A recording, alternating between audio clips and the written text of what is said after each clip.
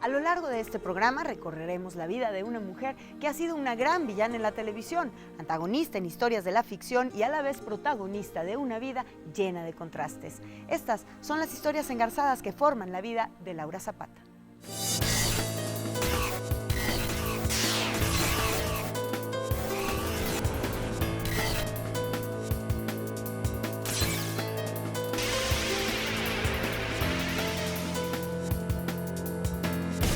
Laura Guadalupe Zapata Miranda nació el 31 de julio de 1956 en la Ciudad de México. Ella fue la única hija de Guillermo Zapata y Yolanda Miranda, quienes nunca contrajeron matrimonio.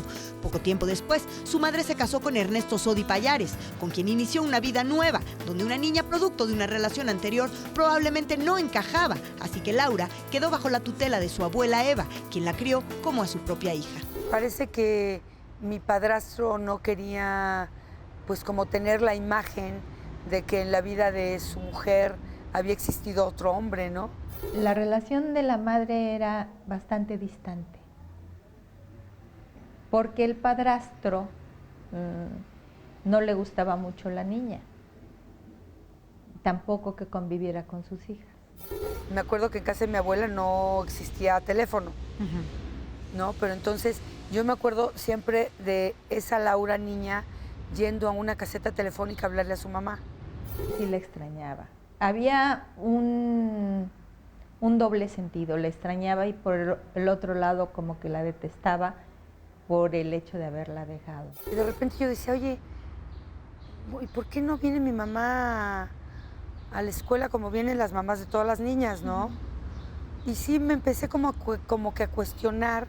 Siempre la caracterizó por tener el carácter tan fuerte y por decir que lo que ella iba a lograr cuando fuera grande, lo iba a lograr sola porque no necesitaba de nadie. Y además, mi abuela siempre ha sido para mí muy protectora, muy amorosa, muy cariñosa.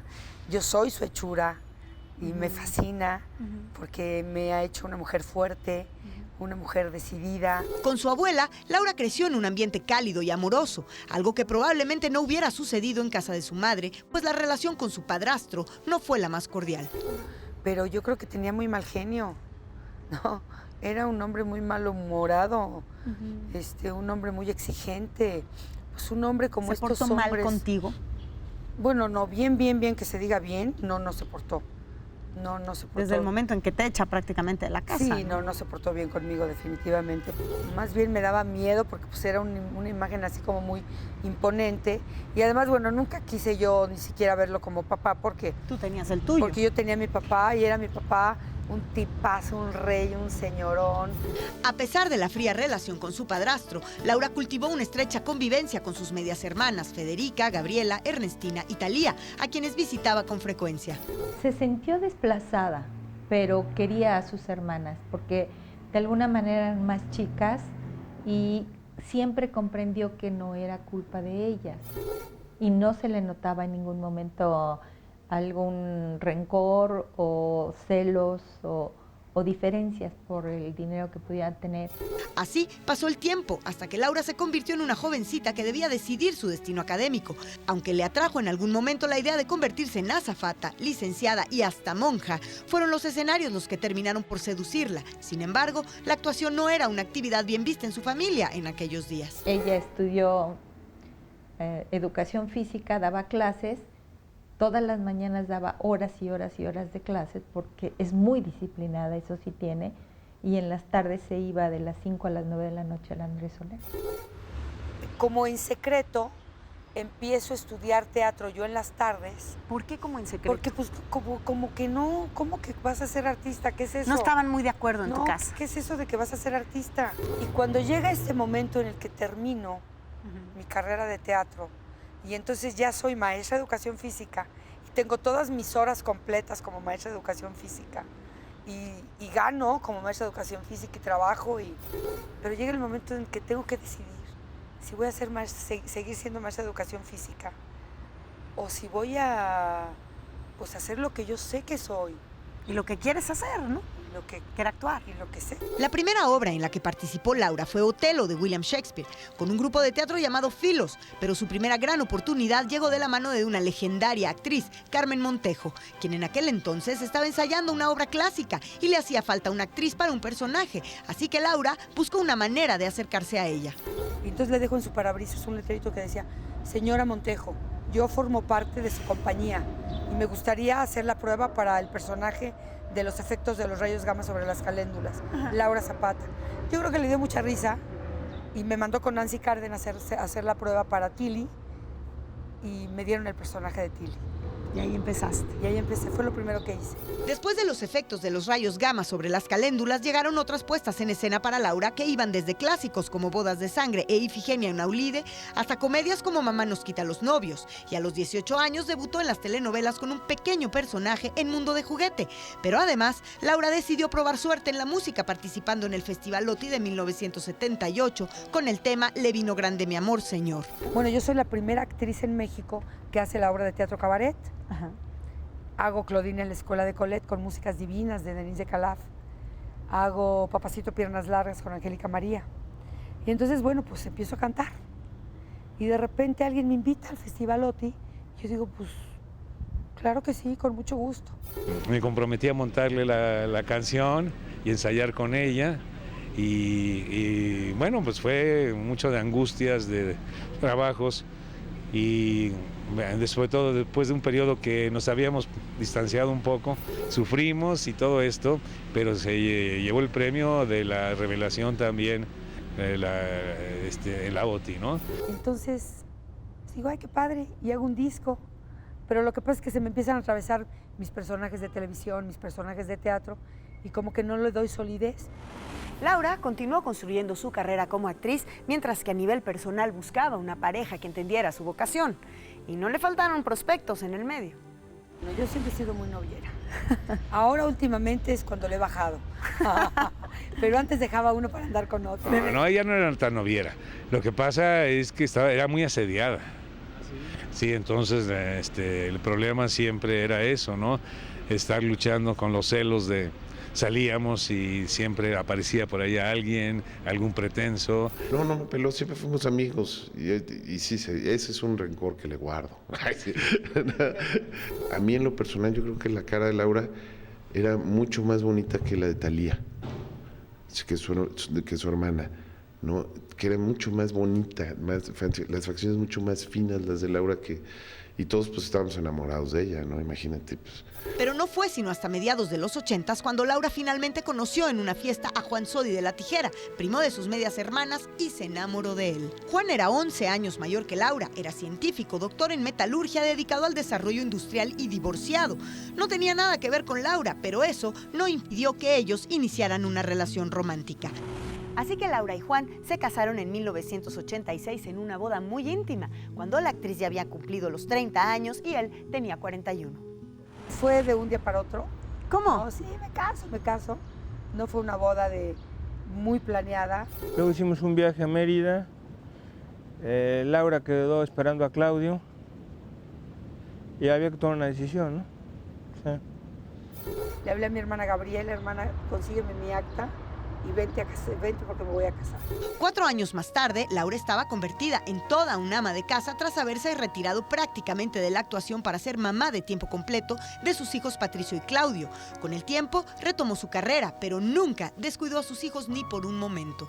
Fui una madre que ya no podía cargarlos y siempre los traía cargando. Fui una madre que, aunque estuviera trabajando y en mi corte a comer, salía corriendo a comer con ellos. Y es muy preocupada como mamá, cuida mucho a sus hijos, se dedica, dice peínate, vístete bien, arréglate, lo que sea.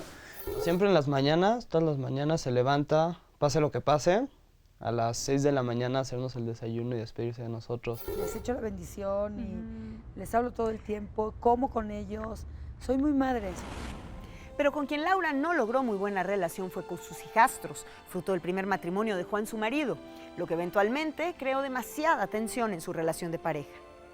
Yo estaba viviendo con mis hijos, mis 2 hijos mayores, y no era fácil el integrar una familia así de un golpe. Nunca es fácil en esos casos, ¿no?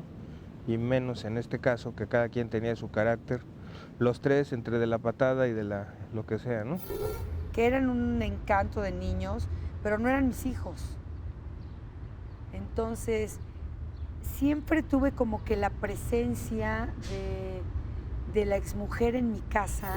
Entonces, la convivencia no era fácil para mí. Claro. Estaba experimentando una convivencia con un hombre que no formaba parte de mi familia, que era un desconocido, que tenía otra educación y que a la te puso mía, una serie de y que de responsabilidades. repente yo tenía la responsabilidad de dos niños, ¿no? Y la muy poca cultura de convivir con alguien más, ¿no? Y aunado al nacimiento del niño, que pues en ese momento se vuelve la estrella, pero los otros son adolescentes y quieren ser las estrellas, y se vuelve el aquelarre, ¿no? Los hijos de mi marido se pusieron pues, celosos, obviamente eran muy adolescentes, no, pues no entendían. ¿Que ¿Por qué no les pones un alto? Porque no es mi filosofía así en absoluto. Eso en cierta forma detonó el divorcio, sí. Que los hijos, por su edad adolescente que tenían los hijos con quien ella se casó, pues en realidad a quien querían conocer y estar muy de cerca era con Thalía, y veían la puerta fácil en esa casa. Por la edad que tenían, hacían muchas fiestas, no dejaban dormir a los hijos chiquitos de Laura, y parte de eso fue también lo que hizo que quebrara. Yo amaba a mi marido. Y bueno, pues sí me dolió muchísimo. Fue un golpe tremendo. Yo que no quería para mis hijos lo que yo había vivido. Porque una de las cosas que yo me repetía siempre es, yo nunca me voy a divorciar. Mis hijos nunca van a sufrir lo que yo sufrí, de no tener una familia. Los primeros 2 años, de los 3 años, fatal, porque Laura decía, si tú te fuiste, ¿cuál yo me fui, hombre? Si tú te fuiste, no vas a ver a los niños. Y entonces a Patricio lo vi como que hasta que tenía 2 años y medio. Triste al principio, ya después como que te vas acostumbrando, ¿no? A eso, y pues ya empiezas a vivir feliz, como se tiene que vivir. Yo me acuerdo que mi hijo abría la ventana de la recámara y le gritaba a su papá, papá, papá, ¿no? Muy triste, muy doloroso. Ya sabes que los hombres te empiezan a cerrar y lo primero que te cierran es el dinero, ¿no? Pero entonces yo dije, no, mi amor, a mí no me cierra nadie la llave de la lana de nada si yo soy creativa. Sí, siempre le trabajo ahí duro, aunque mi papá ya no estuviera, pero no me acuerdo muy bien. Supongo que pues, sí sufrió como madre, de que se divorcia y así, pero pues siempre ha sido fuerte, entonces no creo que le haya costado mucho trabajo. Laura quería y necesitaba regresar a trabajar, y lo hizo, como la villana de la nueva telenovela de su hermana Thalía. Entonces surgió un rumor, que Laura y Thalía no eran hermanas, sino madre e hija. Yo creo que mi carácter no me hubiera permitido esconder a un hijo, ¿no?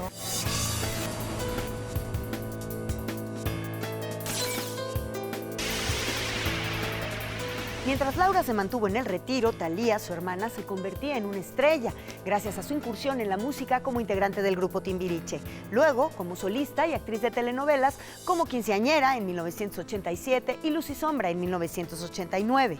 Así, cuando Laura regresó a los escenarios, se enfrentó al hecho de que en lugar de ser Laura Zapata, la actriz, para muchos era más bien la hermana de Thalía. Y yo creo que hasta la fecha la molesta, ¿no? Porque ¿quién empezó primero en la excursión? Pues Laura. Laura, inclusive de chiquita, traía a Thalía a cositas para que hiciera con ella, ¿no?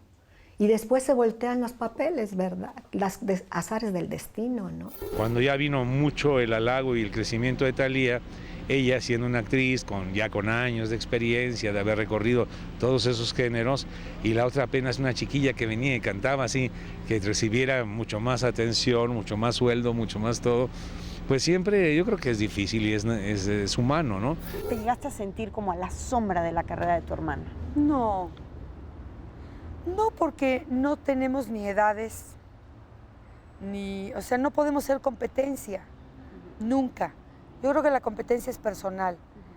De repente sí hubo un tiempo en el que me chocó que dijeran la hermana de Thalía, ¿no? O sea, porque de alguna manera todos los seres humanos estamos buscando nuestra individualidad, ¿no?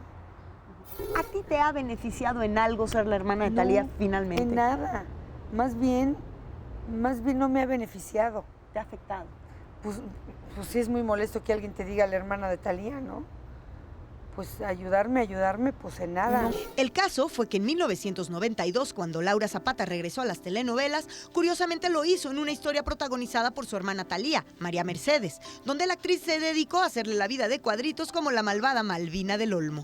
Fue así como Laura Zapata se convirtió en una de las villanas consentidas de la televisión, haciendo maldades en telenovelas como Pobre Niña Rica, Esmeralda la Usurpadora y de nuevo con su hermana en Rosalinda. Pero en 1999, otro famoso par de hermanas, también vinculadas con el grupo Timbiriche, Ana Silvia Garza y Mariana Garza, revelaron públicamente ser en realidad madre e hija. Este escándalo alimentó otro rumor similar, cuyo blanco era Laura Zapata, a quien señalaban como la verdadera madre de Thalía. Me hubiera encantado ser la mamá de Thalía, ¿no? Sería para mí un gran honor, un orgullo tener una hija tan talentosa, tan linda, tan guapa, ¿no? Y bueno, no, yo creo que mi carácter no me hubiera permitido esconder a un hijo, ¿no? Yo creo que eso lo hace alguien que no tiene carácter. ¿Hasta dónde o alguien que depende de lo social. Y a mí me consta que no, porque le digo, nosotros tenemos fotos de cuando éramos chiquitas y deben tener fotos en el hospital y en todos lados de cuando nació Thalía, también siendo hija de Yolanda, ¿no? Entonces, eso es algo que sacaron, no sé por publicidad para quién o para hacerle daño a quién. Laura se abocó a seguir haciendo villanías en la pantalla chica como Celia en Mujer Bonita y Maximiliana Limantur de Roldán en La Intrusa, ambas en el 2001. Pero entonces llegó el año 2002 y con él una de las experiencias más duras y escalofriantes en la vida de la actriz. Ella había sido la elegida por un grupo de personas que preparaban un proyecto importante, secuestrar a la hermana de Thalía.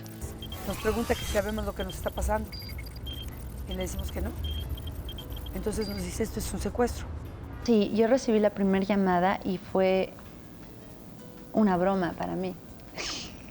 ¿De qué me estás hablando? O sea, ¿no? ¿De qué me hablas?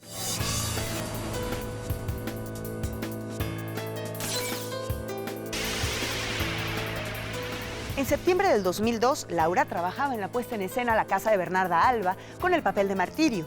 El día 22 de ese mes, su hermana Ernestina y un grupo de amigos y familiares la fueron a ver al teatro. Al terminar la función, Laura y Ernestina abandonaron el teatro juntas, sin imaginar que el destino les tenía preparada una prueba de resistencia brutal, una emboscada. Cuando vimos que traían armas, me dice mi hermana, agáchate porque traen armas. Mi hermana se agacha, pero yo no me agacho. Entonces veo que el que trae el arma viene hacia el coche. En un momento que me van a robar el coche. Entonces digo, pues ¿qué me importa? Me quito mis alhajas, me las meto en el sostén y me bajo del coche para dejar, bueno, vienen con la culata, rompen el cristal y veo una mano enguantada que quiere abrir el coche, que no lo logra abrir y que entonces lo abro yo. Entonces, cuando nos bajamos, que yo voy a correr, pero me pescan del brazo y me meten en la parte trasera del asiento donde yo manejaba, ya supe que eso no era un simple asalto. A mi hermana Laura la encajuelaron y bueno, en el momento que te toman, al momento que llegas, eso, yo podría definir la palabra infinito. No sabes si es un robo de coche, no sabes si te van a aventar, no sabes si te van a violar. Ya cuando vas encajuelada, bueno, yo lo único que podía hacer era rezar, orar. Pero cuando quiero abrir la cajuela o ver si puedo romper el foco del coche, entonces que alguien me dice, ¿qué está haciendo Laurita? Ya sé que ya saben mi nombre, ya sé que van por mí. En ese momento, Laura y su hermana Ernestina ya se dirigían a lo que los secuestradores llaman una casa de seguridad. Nos tapan juntas y subimos juntas las escaleras de la casa de seguridad. Nos sientan en una cama y el jefe de la banda, que ahora aquí se llama el diablo, porque era el diablo encarnado, porque es un diablo, solamente un diablo puede hacer eso, ¿no? Claro. Entonces nos pregunta que si sabemos lo que nos está pasando y le decimos que no. Entonces nos dice, esto es un secuestro. No lo entendimos, no lo entendimos. Yo creo que tardamos como un día y medio en entender qué fue lo que nos pasó. La primera llamada la recibe mi hijo Claudio en mi casa. Le dicen que le hable a su tía Talía porque nos tienen secuestradas. Me dijeron que eran amigos de mi mamá y que la tenían secuestrada a ella y a mi tía y que contactara a Talía y a Motola y les dijera que no era un juego, que sí las tenían secuestradas y que había que negociar. Mi hijo le habla a Juan y le dice, oye, papá, me acaban de hablar que tiene secuestrada a mi mamá y a mi tía Titi. Y su papá le dijo, no, hombre, ha de ser un bromista, es una broma. Le vuelven a hablar a mi hijo Claudio, los secuestradores, y entonces ya le dan el teléfono de Talía.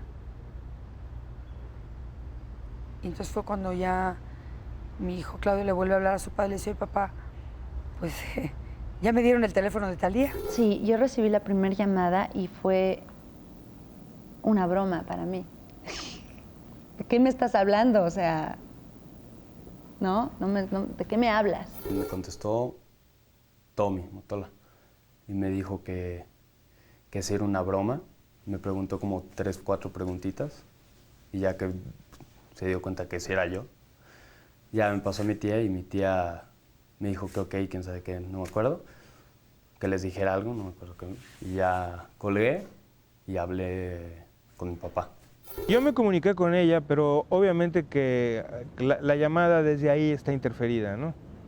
O sea, Motola es una gente muy poderosa, desde el principio entra el FBI y el mismo Motola, si empieza a pagar, se vuelve un crimen internacional, ¿no? Entonces Motola lo prohibieron de que pusiera lana. Y pues hay una cosa aquí, hay una ley que cuando pasan cosas en el extranjero, como secuestros, congelan las cuentas bancarias. Y no hay para dónde hacerle. No hay para dónde hacerle. No se mueve un centavo de los bancos. Para atender el caso, hubo rápido que darles algunas estrategias primarias para poder cobijar a la familia en el tema del secuestro. Duramos como 15 días en poder tomar el caso de manera total porque había por la familia otros negociadores particulares. Yo las 3 primeras noches no dormí, no pegué el ojo ni un segundo. Obviamente tampoco comía, ¿no? No, algo muy fuerte. Pues de adaptarte a lo que te estaba pasando. Tienes muy mal sueño porque te persiguen las imágenes, escuchas las voces, todo el tiempo estás en ese momento o en esos muchos momentos donde sientes la muerte. Es muy difícil explicarle a alguien que no ha tenido esta experiencia lo que es vivir 34 días sabiéndote que te vas a morir. ¿Cuál era tu mayor temor en todos estos días? ¿La muerte? La muerte. ¿El tormento? ¿Cuál? La muerte, estar en manos de unos delincuentes que no sabes qué reacción van a tomar, que usan droga, que se están drogando. O sea, de encontrarte con el horror. ¿Te golpearon? Sí. ¿Muchas veces? Estoy en tratamiento para sacar eso. ¿No te podías defender? No. Una víctima no se puede defender. En primer lugar, porque sabes que cualquier levantamiento de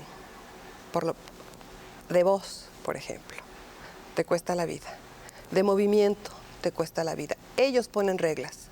El infierno tiene reglas. ¿Perdiste la esperanza en algún momento? Sí.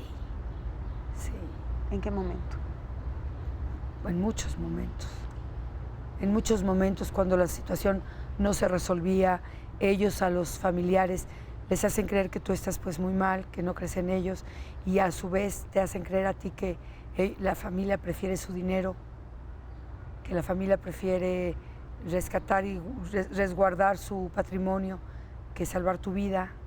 Ellos primero mandan pruebas de vida verdaderamente duras, ¿no? Pruebas de vida donde esta banda criminal, en este y otros casos, con mecánica de presión, eran fotos verdaderamente brutales. Fotos donde salen las víctimas con un arma en la cabeza o fotos donde las víctimas muestran como si estuvieran golpeándola, o fotos infames, fotos brutales. Entonces, desde el primer momento, no eres una persona, no eres una mujer. Eres la mercancía. Y te lo hacen saber. Te lo hacen saber. Cuando se cumplieron 3 semanas del secuestro, las negociaciones con la familia Sodi Miranda se estancaron, pues las expectativas de los secuestradores eran muy altas. Pedían más de $5 millones. Inmediatamente las cuentas de Thalía y su esposo Tommy Motola fueron congeladas por el gobierno norteamericano, como marca la ley en esos casos en aquel país. Fue entonces que los plagiarios liberaron a Laura, con el fin de convertirla en parte de la negociación. Cuando ellos ven que todo lo que tienen de estrategia no va funcionando, como parte de la mecánica para generar presión, liberan a Laura para que sea ella la que genere presión al interior y sea ella la que busque la interlocución para tener más dinero y pagar el rescate. Mi hermana, muy valiente, ella dijo que ella se quedaba, que ella consideraba que pues yo podía más fácilmente conseguir el dinero. Fue muy, muy fuerte para ella eso. Porque el negociador también tiene que ir con otro tipo de terapeuta por toda la agresión verbal que se oye, es espantoso como negocian estos señores, es de terror. Entonces ella sabía lo que estaba adentro, ella sabía que yo me quedé ahí, que dependía mi vida de cómo se iban a hacer las negociaciones. No me quiero imaginar tu sentimiento de culpa en el momento que estás afuera, de decir yo estoy afuera y Ernestina está adentro. No, tremendo.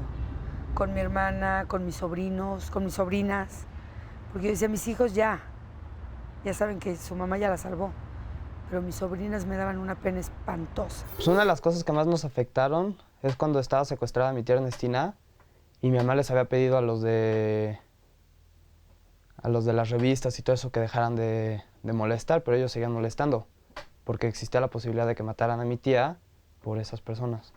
Que se empezó a formar este revolú de que yo llegaba a México y que llegábamos con un escuadrón de gente y eso complicó todo el secuestro de mis hermanas y complicó su liberación.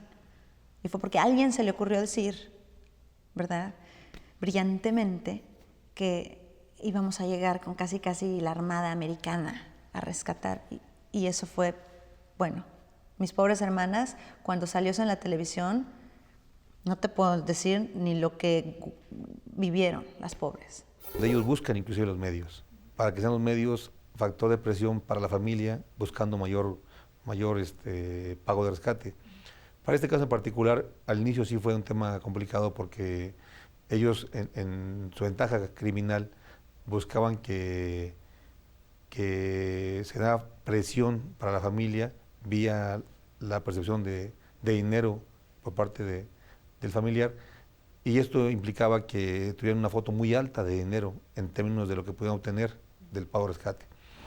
Las negociaciones avanzaban lentas y se especulaba que entonces eran $3 millones lo que pedían los secuestradores por Ernestina. Pero gracias a la negociación de Laura, siempre asesorada y protegida por los agentes de la AFI, se llegó a un acuerdo económico muy inferior en la cantidad estipulada originalmente. El monto era verdaderamente mucho menor y era muy poco en comparación a lo que se pedía. Y ahora era en pesos, ¿no? Así es, en pesos, y ya el monto mucho menor. Era mucho control en la parte que se tenía de seguimiento para la parte de crisis.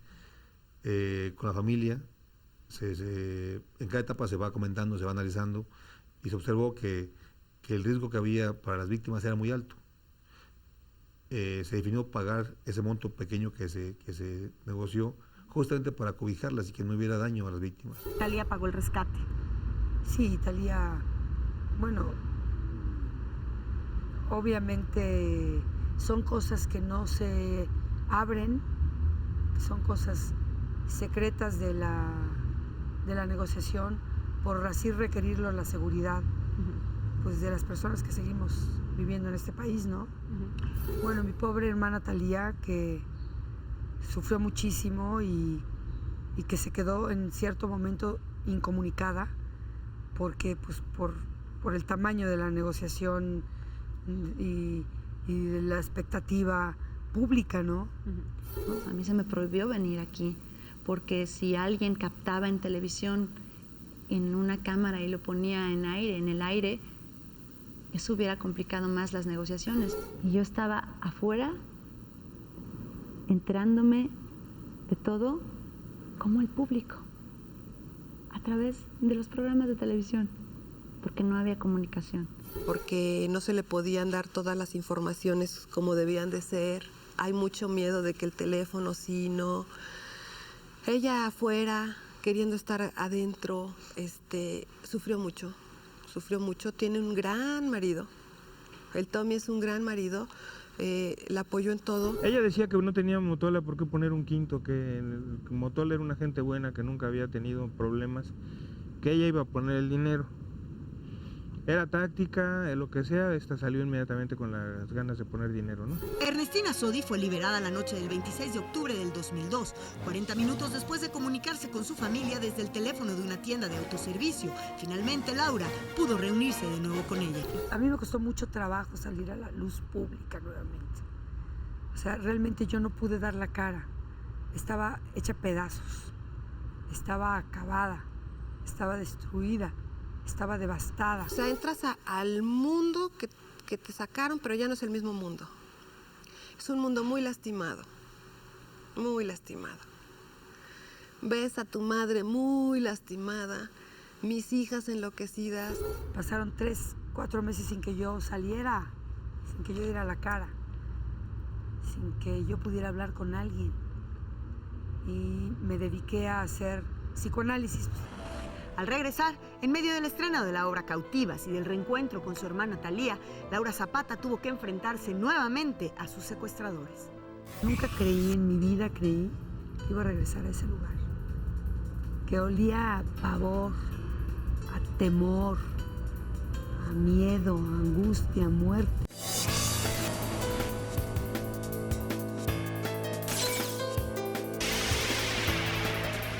Poco tiempo después de su amarga experiencia de secuestro, Laura Zapata incursionó en la política. Se lanzó como candidata a diputada federal por el Partido Acción Nacional para el Distrito 26 en las elecciones del 2003, con el lema "Los buenos somos más". Su motor era luchar contra la inseguridad, pero no tuvo mucho eco. La dejaron sola, o sea, primero la embarcaron y después la dejaron sola. Laura creyó que con el prestigio de ser artista iba a triunfar como sucede a lo mejor en otros países del mundo, pero aquí no, aquí se necesita más movimiento de fuerzas políticas, ¿no? Yo, que la quiero muchísimo, sabía que iba rumbo a un fracaso, que no le deseaba, pero pues que ella lo propició. Luego de su fracaso en la política, Laura no quitó el dedo del renglón con el tema de la inseguridad. Ella sentía la necesidad de hacer algo y en el 2003 hizo pública su intención de montar una obra de teatro titulada Cautivas, que sería escrita por el dramaturgo Víctor Hugo Rascombanda y donde retrataría la experiencia de secuestro que vivió con su hermana Ernestina. Su familia, casi en su totalidad, no la apoyó y vino una ruptura familiar muy dolorosa para la actriz. Es mi experiencia llevada a mi ámbito laboral. Entonces le hablé con mi hermana Ernestina, le dije: hermana, quiero leerte la obra, para que sepas de lo que estoy hablando, para que no te enojes por enojarte. ¿Aceptó? Claro, ella pidió que tuviera más violencia, que tuviera violencia sexual. Yo le dije: hermana, pero es que yo estoy contando lo que a mí me pasó. Pero si quieres yo puedo hablar con el escritor que haga 2 escenas más para ti, como tú las pidas. Pero ya a partir de ese momento se rompió la comunicación. Cuando el libreto de Cautivas estaba listo para convertirse en una obra de teatro, Thalía públicamente expresó su desacuerdo con este proyecto. Yo no quiero revivir algo que a mí me duele tanto. Si ella quiere pues hacer su obra, que la haga adelante, que se le llene el teatro, que se gane todos los premios, que Dios le dé toda esa luz, ¿no? Pero yo no quiero que día a día y noche tras noche se diga mi nombre, ni tampoco el de mi marido, ¿no? Fue entonces cuando Laura recibió una llamada de unos abogados de Nueva York conminándola, amable pero tajantemente, a ponerle fin a este proyecto. Y no quiere que no quiere que hagas tu obra de teatro. Digo: oye, perdón, no entiendo el mensaje.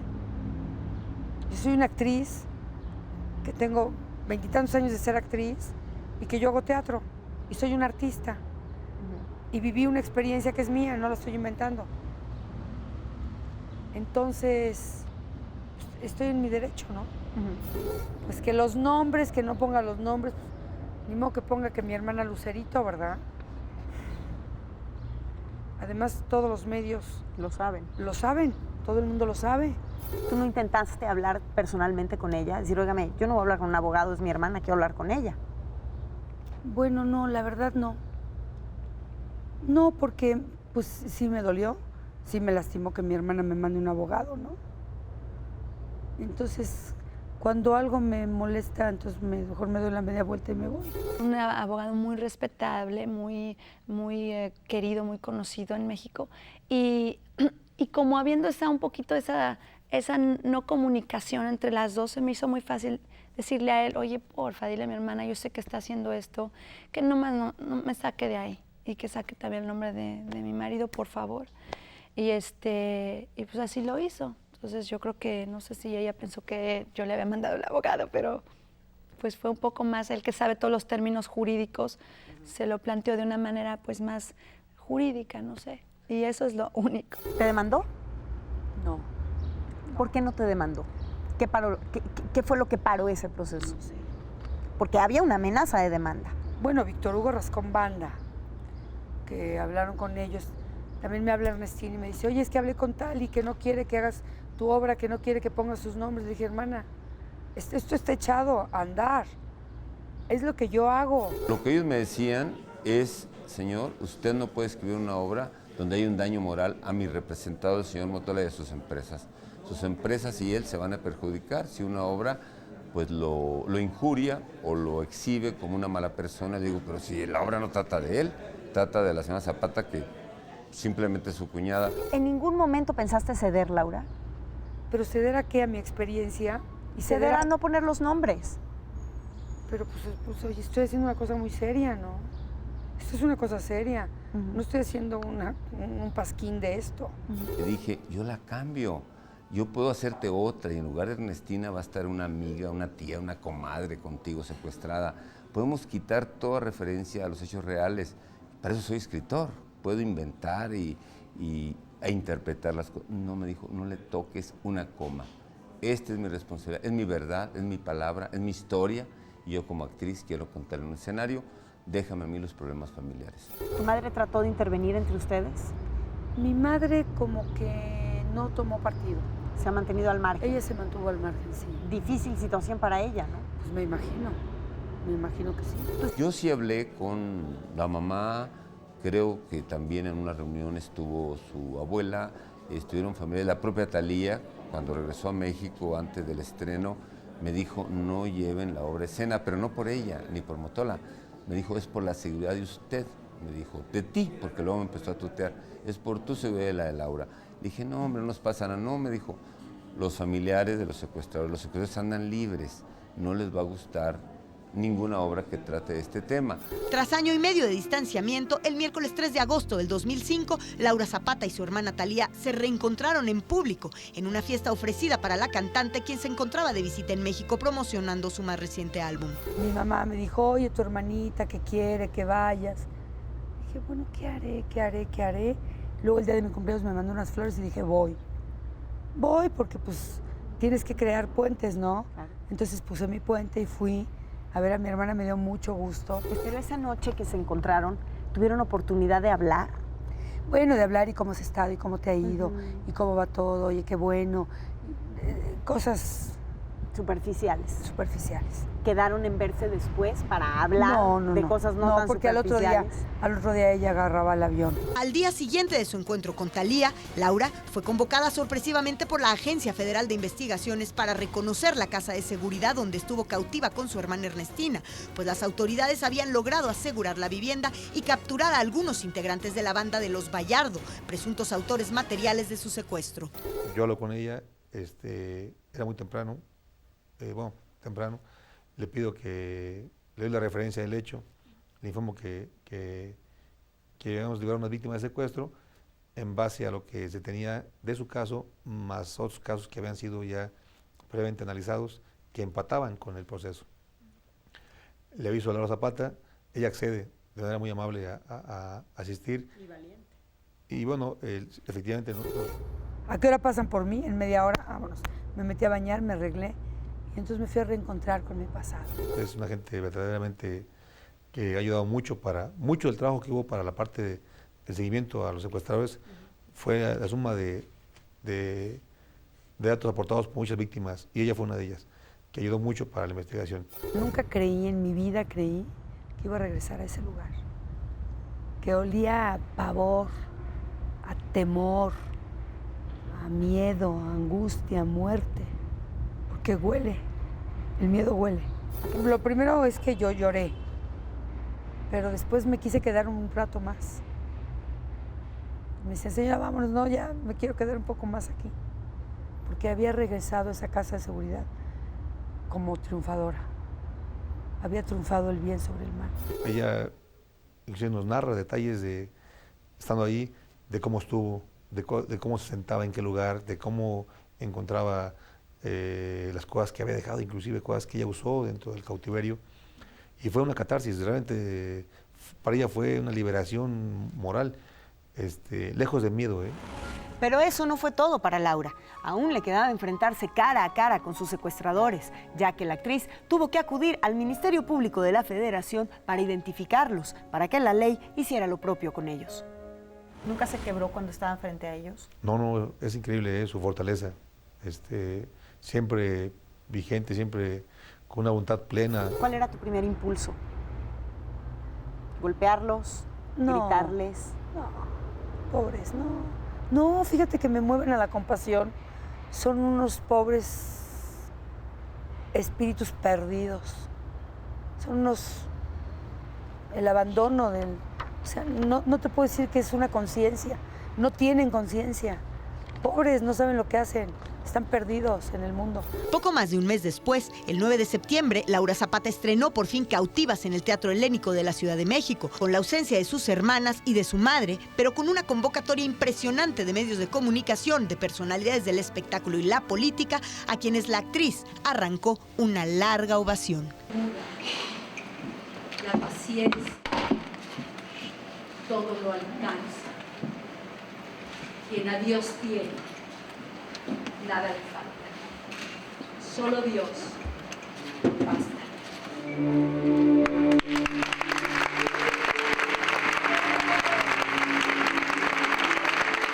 Una estrellita más en mi frente, que yo me la doy a mí solita. O sea, me reconozco. Digo, qué bueno que lo pensé, qué bueno que lo pude llevar a cabo, qué bueno que tuve locos como Víctor Hugo Rascón Banda a mi lado, como mis actores que se suben al escenario todas las noches conmigo, como mi director Enrique Pineda. Locos, esos locos que creyeron en mí, que pensaron que podía ser factible hacer algo así. Este proyecto es de ella, es de Laura, y ella pues así lo ha asumido y nosotros la apoyamos, la acompañamos en esto, realmente no. Al contrario de lo que dice mucha gente, que cómo es posible que esté reviviendo lo que sufrió, pues qué bueno, porque nos está dando una escuela, que sepamos cuidarnos, que sepamos todo lo que ella sufrió. Y yo que la obra pone el dedo en la llaga, da oportunidad de observar el fenómeno, tenemos que pensar cómo encontrar fórmulas para que la gente cree una cultura de seguridad. Tenemos que pensar juntos en cómo cuidarnos, cómo combatir el crimen. Está haciendo una denuncia, está haciendo algo que quizás la misma Laura no se da cuenta del alcance de lo que está haciendo. ¿Sí? Y es necesario, o sea, la denuncia, o sea, se va a acabar, los secuestros se van a acabar, ¿sí? La delincuencia se va a acabar cuando tengamos el valor de denunciar. El señor procurador, cuando sobre el tema de la obra, lo comentamos y ordenó que hubiera una unidad ahí para que justamente siempre estuviera gente con la comunidad, gente que estuviera dando respuestas, dudas, inquietudes y generar esta interlocución directa con la comunidad. Por eso es que esta gente de la agencia ahí, para poder generar ese respaldo para la comunidad. Ella salió de un teatro, el Teatro San Rafael, después de actuar una obra de teatro, a ser secuestrada. Y del secuestro sobrevive para ir a otro teatro a contar su historia. Yo creo que no hay una actriz en el mundo que haya sido capaz de sobrevivir y luego llevar su experiencia al escenario y ella protagonizarla. Así. ¿O no tienes mi dinero? Bueno, sí, la verdad es que he estado buscando, pero me hace falta tiempo, señor. ¿Verdad? ¿Ah? ¿Te quieres pasar de lista, ¿verdad, señorita? ¿Tienes la esperanza de ver a tus hermanas sentadas en una de las butacas? Mira, me encantaría verlas, pero no se me va la vida en eso. Me gustaría muchísimo que vinieran, pero no por obligación, sino que vinieran para ver qué está haciendo su hermana. En esta obra de teatro, cada noche que pisa el escenario, Laura Zapata revive frente al público el terrible secuestro del que fue presa. Sin embargo, función tras función, logra recuperar un pedazo de libertad, paz y esperanza para poder, a través de esta catarsis, nunca más ser del miedo, la angustia y la desesperación cautiva. Yo soy Mónica Garza, les agradezco mucho habernos acompañado. Los espero la próxima semana con otras historias engarzadas. Muy buenas noches. Me la paso viendo el cielo, el sol, amo el mar, pero lo que sí entendí es que las cosas materiales son materiales nada más, que el dinero va y viene y que lo único que no puedes perder es a tu persona. Lo único que no puedes es perderte a ti misma. ¿Y cómo quiere que esté? ¿Quiere un trago de licor para que se calme? Sí, tráigame. Esto no es nada personal. Pero ¿cómo que no es nada personal? Solo queremos el dinero de Tony Motola. Queremos 5 millones de dólares. Y es bien poco para lo que él tiene. Escúchame, pero es que yo casi ni lo conozco. No me diga que no lo conoce. Es su cuñado.